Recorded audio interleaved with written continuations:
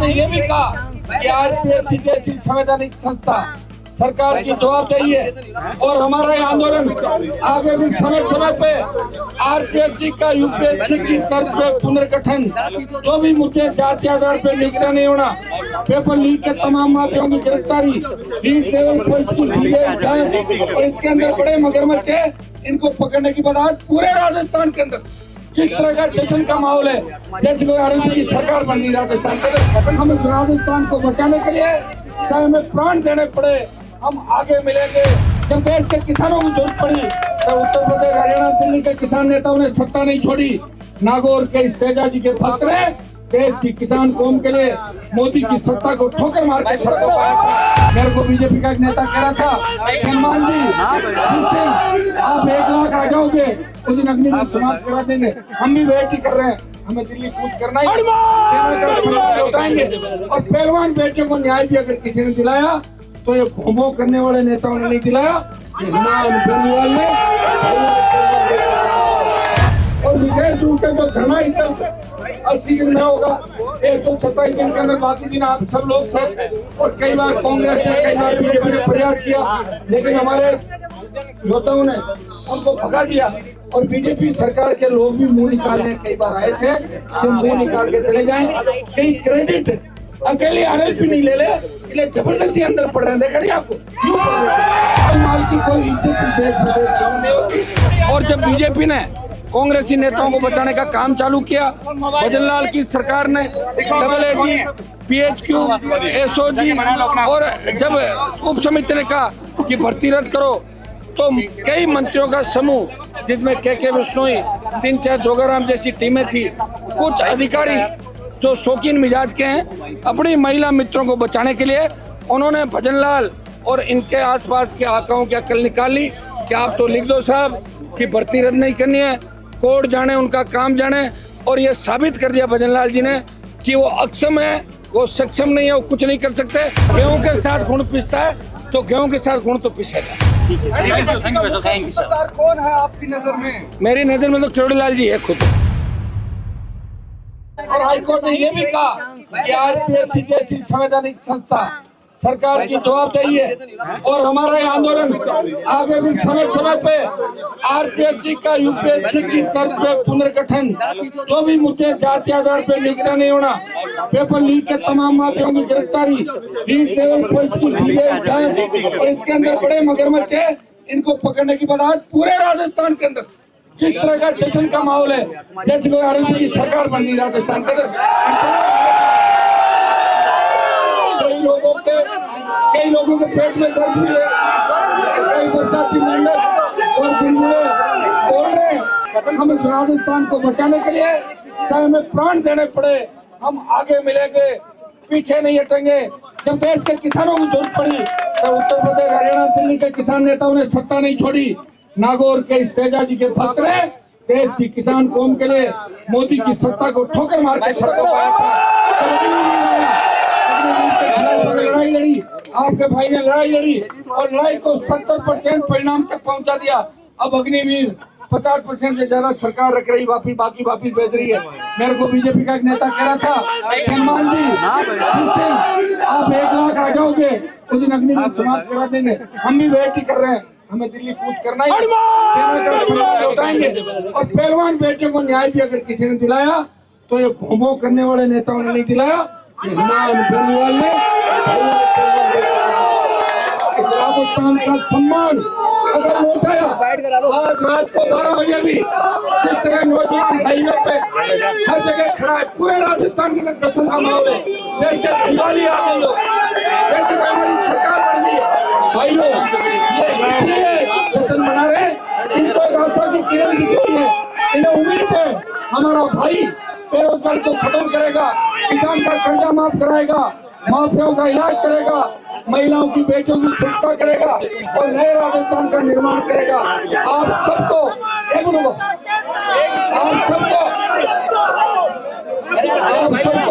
और विशेष रूप से जो धरना 80 दिन में होगा, 127 दिन के अंदर, बाकी दिन आप सब लोग थे और कई बार कांग्रेस ने, कई बार बीजेपी ने प्रयास किया, लेकिन हमारे योद्धाओं ने उनको भगा दिया। और बीजेपी सरकार के लोग भी मुंह निकालने कई बार आए थे कि मुंह निकाल के चले जाएं, कहीं क्रेडिट अकेले आरएलपी नहीं ले ले, इसलिए जबरदस्ती अंदर पड़ रहे हैं। देखा नहीं आपको, यूं पड़ रहे हैं। मिल गया पूरे देश के लिए, तो लड़ेगा उसको क्रेडिट मिलेगा, और जो बिकेगा और जो बार बार बिकेगा उसे कभी क्रेडिट नहीं मिलेगा। वो बिकाऊ माल है, और बिकाऊ माल की कोई इज्जत देश प्रदेश में नहीं होती। असली माल होता है उसी की होती है, असली माल राष्ट्रीय लोकतंत्र। आप लोग लड़ रहे हो, हम लड़ रहे हैं, और इसलिए कांग्रेस और भारतीय जनता पार्टी के नेताओं के पेट में खलबली है। राष्ट्रीय लोकतांत्रिक पार्टी की पूरी टीम और एसआई भर्ती के उन अभ्यर्थियों को जो लगातार 127 दिन से हमारे साथ आंदोलित है, इस दरमियान हमने जेल भरो आंदोलन चलाया। बहुत से बच्चे हमारे साथ गिरफ्तार हुए, लड़कियां भी गिरफ्तार हुई, हमारी बहनें, छोटी बच्चियां। 1-1.5 लाख की रैली हमने करी, गवर्नर से मिले, लोकसभा में मामला उठाया, ऑल पार्टी मीटिंग के अंदर मामला उठाया, नड्डा जी से कहलवाया कि लोकसभा के अंदर चर्चा कराएंगे, पेपर लीक की घटनाएं रुके। मोदी अमित शाह का वादा याद दिलाया, और नौजवानों ने एक अभियान चलाया कि भजनलाल हटाओ राजस्थान बचाओ, ऐसा ही भर्ती रद्द करो। और ये वर्ल्ड के अंदर 8वें नंबर पे ट्विटर पे ट्रेंड किया और शेडो बैन करवा दिया गया। ऐसा ही भर्ती को लेके बिहार, झारखंड, छत्तीसगढ़, वहां से लोगों के फोन आ रहे हैं कि साहब आपको बधाई हो, उनको क्या लेना देना राजस्थान की एसआई भर्ती से। लेकिन वो लोग सोशल मीडिया पे देख रहे हैं कि हनुमान जी जो लड़ाई लड़ रहे हैं वो सत्य की लड़ाई है। और जब बीजेपी ने कांग्रेसी नेताओं को बचाने का काम चालू किया, भजनलाल की सरकार ने AAG, PHQ, SOG और जब उप समिति ने कहा कि भर्ती रद्द करो, तो कई मंत्रियों का समूह जिसमें के बिश्नोई, 3-4 जोगाराम जैसी टीमें थी, कुछ अधिकारी जो शौकीन मिजाज के हैं, अपनी महिला मित्रों को बचाने के लिए उन्होंने भजनलाल और इनके आसपास के आकाओं की अकल निकाल ली कि आप तो लिख दो साहब कि भर्ती रद्द नहीं करनी है, कोर्ट जाने, उनका काम जाने। और ये साबित कर दिया भजनलाल जी ने कि वो अक्षम है, वो सक्षम नहीं है, वो कुछ नहीं कर सकते। आखिर हाई कोर्ट को ही न्याय देना पड़ा। यह संदेश पूरे देश के अंदर गया है। इस भर्ती रद्द से न्यायपालिका में आमजन का विश्वास बढ़ा, नौजवानों का विश्वास बढ़ा। अब कोई ये नहीं कह सकता कि लोकतंत्र के जो 3 स्तंभ है, विधायिका, कार्यपालिका, न्यायपालिका, चौथा प्रेस और न्यायपालिका, लड़ रहे हैं आमजन के लिए। हमारे जैसे नौजवान लड़ाई लड़ रहे हैं आमजन के लिए। सत्ता को ठोकर मार के हम सड़कों पे पूरी जवानी समर्पित कर दी इस राजस्थान को जगाने के लिए। पार्टी बना के संदेश दिया और देश के अंदर ये मैसेज गया। अब राजस्थान में लड़ा के आ गए। आरएलपी के बाद दूसरी पार्टी, आदिवासी पार्टी भी राजस्थान के अंदर आ गई। और जो नकली लोग थे, जो पार्टियां बनाने की बात करते थे, ढकोसले करते थे, उनकी दुकानों के भी ताले लग गए, उनका सामान खत्म हो गया। इसलिए वो बरसाती मेंढकों की तरह, बुलबुलों की तरह उछल रहे। अब उनके पास कुछ भी नहीं बचा सिवाय तथ्यहीन बातों के और तथ्यहीन आरोपों के अलावा कुछ भी नहीं बचा। ऐसा ही भर्ती जो रद्द हुई है, ये हम सब की जीत है, राजस्थान की जीत है। विशेषकर कल गणेश चतुर्थी थी और गणेश जी को मेरे घर पे बच्चे मेरे गणेश जी को बहुत मानते हैं। और आप देखिए, मैं गणेश जी के जयकारे के साथ और वीर तेजा जी के जयकारे के साथ चलता हूँ। तो गणेश जी महाराज ने और वीर तेजा दशमी का कार्यक्रम है, तेजा जी के मेले भरेंगे। तो गणेश जी महाराज की कृपा से, वीर तेजा जी की कृपा से एक अच्छा शुभ संदेश हमें मिला और एक नई ऊर्जा राजस्थान के नौजवानों को मिली और राष्ट्रीय लोकतांत्रिक पार्टी को ताकत मिली। इस भर्ती का क्रेडिट कौन दे रहा, किसको दे रहा, उससे हमें कोई मतलब नहीं। हम ये चाहते थे कि राजस्थान को बचाएं। 560 जो फर्जी थानेदार बन के थानों में लग जाते तो राजस्थान को लूट लेते, बर्बाद कर देते। न हमारी बेटियां सुरक्षित रहती, न हमारे बच्चे सुरक्षित रहते। इस हाई कोर्ट के फैसले ने और आरएलपी के बड़े आंदोलन ने भाजपा की पोल खोली, कांग्रेस की उन बड़े मगरमच्छों की पोल खोली जो चुप्पी साध के बैठे थे, और न्यायपालिका में लोग बच्चों का विश्वास बढ़ाया, राजस्थान की जनता का विश्वास बढ़ाया। और बहुत बड़ी जीत आरएलपी के आंदोलन की बड़ी जीत हुई। और आप सबका इसके अंदर बहुत बड़ा सहयोग है और आपको बहुत बहुत धन्यवाद कि आपने हमेशा हमारा साथ दिया। आप सुनिए मेरी बात, देखिए मेरे से उम्र में 20-25 साल बड़े हैं, वो सम्मान में उनका करता हूँ। वो मेरे पिताजी के साथ विधायक रहे हैं 85 के दौर के अंदर। मेरे फादर 77 में बन गए थे, वो लेट आए थे, 85 में एमएलए आए थे। और यूनिवर्सिटी अध्यक्ष रहते हुए भी हमेशा जब डॉक्टर साहब दुख के दिनों में थे, मुझे कहा कि मैं बहुत तकलीफ में हूँ। वसुंधरा मुझे फंसाना चाहती है बलात्कार के मुकदमे के अंदर। एक वो टंकी का मामला था सूरवाड़ के अंदर, सीबीआई पकड़ लेगी। आप राजस्थान में ऐसा कुछ करो, खाली मीणाओं से कुछ नहीं होगा। और मैं लड़ रहा था राजस्थान में, तीसरे मोर्चे की बात भी हम कर रहे थे और हमने लड़ाई लड़ी, लेकिन बीकानेर, बाड़मेर और नागौर की रैलियों के अंदर डॉक्टर साहब आए और उसके बाद छू मंतर हो गए। और हमेशा मुझे कहते थे कि वसुंधरा ऐसी है, इसकी मम्मी ऐसी है, इसका परिवार ऐसा है, क्या क्या बताओ क्या। हाँ अभी बात कर रहे बेशर्मो, ऐसा है वैसा है, और इस तरह की बातें वो करते थे। मैं वसुंधरा जी की माता जी को नहीं जानता, इनके परिवार को नहीं जानता, लेकिन वो कहते थे ये है वो है, मैं अरुण जेटली जी से बात करूंगा, मैं अटल जी से करूंगा, फलाना करूंगा। और फिर मेरे पास एक दिन मैं इनके घर बैठा था तो मुझे कहा कि आप खाना खाओ, अपन विधानसभा चल रहे हैं, क्योंकि अकेले नहीं जाते थे। रमेश मीणा और हुडला पता नहीं कब हमला कर दे, इसलिए हमेशा मेरे को साथ रखते थे कि कम से कम एक आदमी बचाने वाला तो मेरे साथ रहेगा। तो मैं इनके साथ ही विधानसभा जाता, मेरा बड़ा स्नेह था। लेकिन अचानक फोन आया कि आप तो विधानसभा चलो, मैं कहीं जाके आ रहा हूँ। और आधा घंटा बाद पता लगा कि वसुंधरा के कदमों में पड़े हुए थे और भारतीय जनता पार्टी ज्वाइन कर ली। कहाँ गया थर्ड मोर्चा, कहाँ गई नई पार्टी? गोगुंदा के अंदर एक पार्टी बनाने की बात करी, और जब पर्दा खोला मैंने कहा डॉक्टर साहब ये तो संगमा जी की पार्टी है, अगाथा बैठी थी कार्यक्रम में। मैंने कहा मैं नहीं हूँ आपके साथ। तो मैं यहाँ नाराज होकर आ गया। मैंने कहा पार्टी बनानी चाहिए, आप क्यों धोखा दे रहे हो? बोले तुम समझा करो, मीणा तो मेरे साथ है ही, मैं आदिवासियों को बरगला के भोले भाले हैं, इनको भी आदिवासी पार्टी के नाम से साथ ले लूंगा। और इनको पता लगा हनुमान कुछ बोल नहीं थे। सुबह 5 बजे मेरे घर आ गए MLA क्वार्टर, बोले आप कुछ बयान मत देना, आप जहाँ चाहे रहो, लेकिन मुझे अब इसी से काम चलाना पड़ेगा। मेरा संगमा जी से और दूसरे लोगों से कमिटमेंट हो गया, मेरा सौदा तय हो गया जो होना था। और उन्होंने पार्टी नहीं बनाई, राजस्थान की जनता की आंखों में धूल झोंकी, और 66 साल बाद पार्टी अगर बनाई, हनुमान बेनीवाल ने बनाई, मेरी इनसे कोई नाराजगी भी नहीं थी। लेकिन आज का जो उनका व्यवहार था उससे मैं आहत हूँ। किस तरह तू तड़ाके से बात की। डॉक्टर साहब 4-5 जिलों के नेता है, वो राजस्थान के नेता नहीं। और हनुमान बेनीवाल पूरे देश के अंदर सम्मान के साथ नाम लिया जाता है हनुमान बेनीवाल का।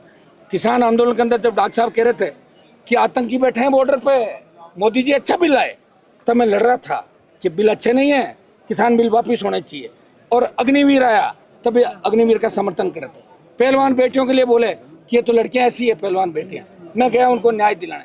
हमेशा मैं लड़ता रहा, लेकिन आज मैं आहत हुआ कि जिस तरह की भाषा का इन्होंने प्रयोग किया। देखिए डॉक्टर साहब से ज़्यादा मैं लड़ाका हूँ, मैं भी चाहता तो ऐसी भाषा का प्रयोग कर सकता था, लेकिन मुझे मेरी जो आज राजस्थान के अंदर मैं पार्टी चला रहा हूँ, मुझे इन बातों का ध्यान रखना पड़ता है।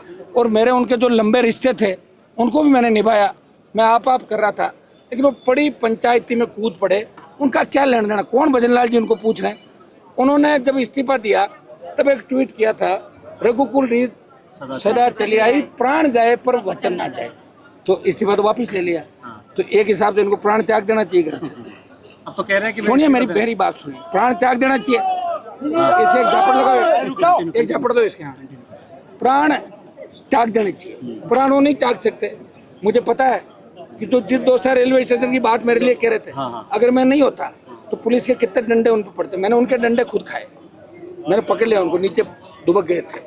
और डॉक्टर साहब ने लड़ाई अपने हिसाब से लड़ी होगी, और हनुमान बेनीवाल की लड़ाई का भी इतिहास है, कभी कोई लड़ाई में हारा नहीं। और डॉक्टर साहब हर आंदोलन के अंदर क्या करते हैं, आंदोलन करते हैं, उसके बाद लोगों को ब्लैकमेल करते हैं और अपना काम सीधा कर रहे हैं। DOAT का देख लो आप, जो सोने के बिस्कुट हुए उसमें कहा खिल रहा ये वो करके ब्लैकमेल करके 5 करोड़ ले लिए। सुन लो मेरी बात सुनिए आप, 5 करोड़ इसके अंदर ले लिए। मैं जोशी के जो पार्टनर का मामला था, जिस तरह वो मीणा समाज की मौत हुई, 2 करोड़ रुपये ले लिए कि मैं उठूंगा। जब भी दिलाने वाला बीजेपी का नेता था, 50 लाख उसको दे दिए, 1.5 करोड़ जेब में रख लिए। ये तो आतन है, उनका धंधा है, ये आज से नहीं कर रहे काम। ये पेपर लीक के अंदर चाहे जगदीश बिश्नोई और दूसरे लोग हो, ये इनको ला के देते थे सूचनाएं, और ये कहते थे मैं बहुत बड़ा विद्वान हूँ, मैं बहुत बड़ा ज्ञानी हूँ। किसी अखबार वाले से खबर ले ली, किसी मीडिया वाले से ले ली, किसी माफिया से ले ली। और मैं एक बार बैठा था इनके पास, एक लड़का आया, उसके 150 मुकदमे चोरी के। मैंने कहा डॉक्टर साहब ऐसे लोगों को साथ रखते हो? अरे समझा करो, अपने समाज का है, रखना पड़ता है, हम तो नहीं रखते भाई ऐसे लोगों को। और वो बार बार कहते हैं कि RLP पार्टी की पोल खोलूंगा। RLP पार्टी तो मैं ही हूँ, खाली पार्टी तो भंग कर दी मैंने, किसकी पोल खोलोगा? और अब भी कोई आपको बेईमान दिख रहा है मुझे बता दें, मैं तुरंत उसको निकाल दूंगा। लेकिन आपकी तरह ऐसे नहीं हो कि भजनलाल के खिलाफ दिन भर गाली गलौज करना, 2 साल में मैं भजन लाल के साथ खड़ा नहीं होऊंगा। भाई को टिकट दिला दी, अगर खास साथ हो जाते, भाई नहीं हारता, भाई परेशान है कि मुझे हरा दिया इन्होंने, और अब भजन लाल के साथ हेलीकॉप्टर में घूम रहे हैं। बताओ, अरे अपनी बात पे तो रहो डॉक्टर साहब। 70 साल उम्र हो गई, सुनिए मेरे को उसका जवाब भी दे दूंगा। 70 साल उम्र हो गई, 2, 5 साल, 10, 15, 20 साल जितना भगवान करे, हम तो चाहते हैं कि आप सीएम बनो, 100 साल की उम्र आपकी हो, लेकिन इस तरह बोखलाहट में, हाँ ये सही है कि आपका स्वास्थ्य से नहीं 18-20 गोली दिन की लेते हैं, मैं तो साथ रहा हूँ इनकी, 18-20 टेबलेट लेते हैं। इनको योग प्राणायाम करना चाहिए। ये सिर्फ पॉपुलरिटी के लिए कि क्रेडिट हनुमान बेनीवाल को और आरएलपी को जा रहा है, इसलिए मैं कूद पड़ूँ, चाहे मुझे अभद्र भाषा का प्रयोग करना पड़े। बताओ, मैंने कुछ भी नहीं बोला, आप देखना जो आपस में बहस हो रही थी किस तरह की भाषा का प्रयोग कर रहे थे। ये इसलिए कर रहे थे कि वो फोन पे थे, मेरे सामने तो ऐसा नहीं करते। उनको पता था कि फोन में तो निकलने से आने से रहा, ये बोल दो जो बोलना, फिर बंद कर लेंगे। लेकिन मैंने संयमित तरीके से बात कही, और जो उन्होंने आरोप अपने घर पे लगाए, आप एक एक करके मुझे बता दें, मैं उनका जवाब दे दूंगा। चौधरी वाला क्या मामला बता रहे हैं कि मुझे नहीं पता, सुनो, मुझे पता इसलिए नहीं है कि 2008 में तो रेवंत राम डांगा और उमेदवार राम भी मेरे साथ थे 8-13 के अंदर, अभी वो बीजेपी कांग्रेस के अंदर चले गए। स्पर्धा ने चुनाव लड़ा फुलेरा से 18 के अंदर, और नेता प्रतिपक्ष रमेश डूडी और कई लोग चाहते थे चुनाव लड़े। मेरे संबंध अच्छे थे इन लोगों से, तो ये भी सब लोगों की इच्छा थी। मैंने चुनाव लड़ाया, पार्टी का प्रदेश अध्यक्ष भी बनाया मैंने महिला मोर्चा का। उसके बाद सब कार्यकारिणियाँ भंग हो गई। आज वो कहाँ है कहाँ नहीं है, मेरी किसी तरह की बात नहीं हुई। मेरी पूरी पार्टी तो मेरे सामने खड़ी है। अब मैं संगठन का विस्तार करूंगा, और उसका भी अगर कोई कागज डॉक्टर साहब के पास है तो आरोप प्रत्यारोप क्यों लगा रहे हैं? इनकी सरकार है, गिरफ्तार कर ले, फिर मना कौन कर रहा है? बताओ मुझे, मैंने तो मना नहीं किया कभी भी। और क्या आरोप लगा? राज्यसभा चुनाव को लेकर वो कह रहे हैं कि हनुमान बेनीवाल मेरे घर पर आते थे, यहाँ पर मेरी डील होती थी, पैसे मांगते थे। सुनिए मेरी बात, ऐसा है, सिर्फ कौन से राज्यसभा चुनाव कह रहे मुझे बताओ। एक तो खुद राज्यसभा का लड़े वो, नहीं, तब तो मैं एमएलए भी नहीं था। कौन सी? कमल मुरारका का जो चुनाव था, उसमें किरोड़ीलाल मीणा, सचिन पायलट की किरोड़ीलाल मीणा से मैंने ही बात कराई थी। सचिन पायलट किरोड़ीलाल के नहीं बन रही थी। पायलट का टेलीफोन मेरे पास आया, रामेश्वर डूडी, सचिन पायलट और नवलगढ़ के राजकुमार, हम चाह रहे थे कि बीजेपी को कड़ी टक्कर दी जाए और कैंडिडेट खड़ा किया जाए। हमारी इच्छा यही थी। मैं निर्दलीय था, मेरा एक वोट था, तो पायलट ने कहा कि आप डॉक्टर से भी बात कराओ, 4 वोट इनके, मेरे संबंध इनके ठीक थे। बैठ के बात हो गई सारी, और उसके बाद की कहानी क्या है, ये तो 10 साल बाद अब सुन रहा हूँ। तो चुनाव हुए शायद 2015, 16, 17 की बात होगी। तो अब क्या डॉक्टर साहब को एकदम से कोई सपना आ गया क्या? और ये मेरे पे पैसों का आरोप लगा रहे हैं, तो क्या डॉक्टर साहब दलाली कर रहे थे? इनके पास है क्या पैसा रखा हुआ? आप बताओ तो सही मुझे। तो आप पूछते हैं उनको कि आप पैसे का ठेका आपने लिया था क्या मुरारका का, या आपके कहने से कैंडिडेट खड़ा हुआ था? कैंडिडेट खड़ा किया था कांग्रेस पार्टी ने, 3-4 वोट इनके थे, एक मेरा निर्दलीय का वोट था, और हमें मिलकर 2-4 वोट करके और उनको चुनाव जिताना था। ऐसे मैंने सुभाष चंद्रा को भी खड़ा किया। लगाने वाले तो कुछ भी कह देंगे। और मैं बीजेपी के साथ था, तो मैं बीजेपी पार्टी के साथ, मैंने कहा भैया तो बहिष्कार करूंगा या निर्दलीय को वोट दूंगा, क्योंकि निर्दलीय लड़ा, नहीं मेरे 3 वोट गए। ये आरोप प्रत्यारोप तो होता क्या है? डॉक्टर साहब को ये कहो कि कोई सबूत भी ला के दे। मेरे पास तो इतने, सुनिए मेरी बात, मेरे पास तो इतने सबूत है डॉक्टर साहब के, अगर मैं ला दूं तो फिर डॉक्टर साहब मुझे लग रहा है अंतिम सांस ले लेंगे उसी वक्त। मंत्री रहना ही नहीं चाहता वो, छोड़ दो तो कौन मना कर रहा है? आरएलपी के अंदर आ जाओ, मैं बॉस बना देता हूँ आरएलपी का, आ जाओ आ जाओ। राष्ट्रीय लोकतांत्रिक पार्टी वाले बच्चे इनके जयकार। किस तरह का फ्रस्ट्रेशन के अंदर सारी मर्यादाएं इसलिए तोड़ देना, क्रेडिट मुझे मिले कि ऐसा ही भर्ती मैंने रद्द कराई, तो करा देते भजन लाल जी से। मैं तो धरने पे बाद में बैठा था, मना किसने किया आपको? मैंने तो मना नहीं किया था। मेरा तो बिजली का कनेक्शन भी किस तरह काटा। 5 करोड़ जो एमएलए लेड मुझे मिलती है, डॉक्टर साहब ने मेरा एमएलए लेड कह के रुकवाया कि हनुमान बेनीवाल को 5 करोड़ रुपए नहीं मिलने चाहिए, इसको चुनाव हराना। इससे अच्छी हरकत नहीं हो सकती। मैंने कभी ये बातें नहीं की। जब आरोप प्रत्यारोप पे बात आ गई तो ये बात कहनी भी जरूरी है कि विधायक कोष उसी का होता है जो विधायक रहते हुए रिकमेंडेशन करता है, और विधायक रहते हुए मैंने रिकमेंडेशन करी, नवंबर में चुनाव जीता, और वापस नवंबर में दूसरे चुनाव है। मतलब 1 साल का कोटा मेरा था, लेकिन डॉक्टर साहब ने ये काम किया। एक आपके न्यूज 18 के पत्रकार थे, नाम नहीं लूँगा, जब विधानसभा चल रही थी, मुझे कहा आप चैम्बर में आ जाओ, चाय पीते हैं। अरे मेरे अच्छी मित्रता थी, मैं चला गया, मुझे क्या पता रिकॉर्डिंग करवा रहे हैं। उसको कहा तुम ऑन कर लो माइक, और बोले मेरे पास बहुत बेनीवाल जी, मैं बहुत दुखी हूँ, बहुत कागज आते हैं, बहुत तकलीफ में हूँ, शिकायत आती है। तो न्यूज 18 वाला बैठा हुआ था, मुझे क्या पता रिकॉर्डिंग कर रहा है। मैंने कहा डॉक्टर साहब अब आप सरकार के अंदर हो, और भाई सरकार हो तो सरकार के पास तो शिकायत आएगी। तो उसको वायरल कराया, देखो देखो हनुमान बेनीवाल मेरे कमरे में आके कह रहा है कि आप सरकार हो। मैं आपको क्या मानता हूँ जो मैं मोदी को ही नहीं मानता, तो आप जैसे पता नहीं हजारों छप्पन घूम रहे हैं रोड पे, कौन मानता है आपको? जबरदस्ती। लेकिन इस तरह का धंधा इनका रहा है, रिकॉर्डिंग करना, ब्लैकमेल करना, लोगों को दबाना। एस एन गुप्ता जी मुझे कह रहे थे, श्याम सुंदर काबरा हमारे जिलाध्यक्ष थे नागौर के, यहाँ नंदपुरी वाला मकान था, मुझे बोला साहब मैं आपकी कोई बात कर रहा हूँ, मैं कि मेरी कोई बात की आवश्यकता नहीं। बोले डॉक्टर साहब को भी 100 किलो से मैंने 200 करोड़ रुपए दिलाए थे। एस एन गुप्ता ने कहा जब 13 के अंदर जो हेलीकॉप्टर उड़े थे 8 के अंदर उड़े थे, 200 करोड़ रुपए एस एन गुप्ता ने कहा मैंने दिलाए। Shyam Sundar Kabra, mayor S N Gupta तीनों थे। तो डॉक्टर साहब उसका जवाब दे दे कि 100 किलो से पैसा लेके किसको दिया आप बताओ? हेलीकॉप्टर उसी का उड़ाया था क्या आपने? एसआई भर्ती आपस में दोनों नेताओं के पर्सनली हो गई। उनका क्या मतलब? वो कहाँ एसआई भर्ती में, वो तो भजन लाल के नौकरी कर रहे हैं, हम लड़ रहे हैं ना सड़क पे। ये डीजे बजाए ना, देखा नहीं आपके सामने बज रहा है? कमिश्नरेट में कभी डीजे बजे थे क्या? कमिश्नरेट के आगे डीजे बजे थे क्या पहले कभी? यही बता दो। चलो अंतिम सवाल है, क्या एसआई भर्ती का आंदोलन आज खत्म हो गया सफलता के साथ? बंद करो इनको। एसआई भर्ती का आंदोलन सफल हो गया और आवश्यकता पड़ी तो वापस शुरू हो जाएंगे सड़कों। हमें कौन रोक रहा है? सड़कें हमारी, नौजवान हमारा, पूरा देश हमारा, और हमारा कोई आला कमान नहीं।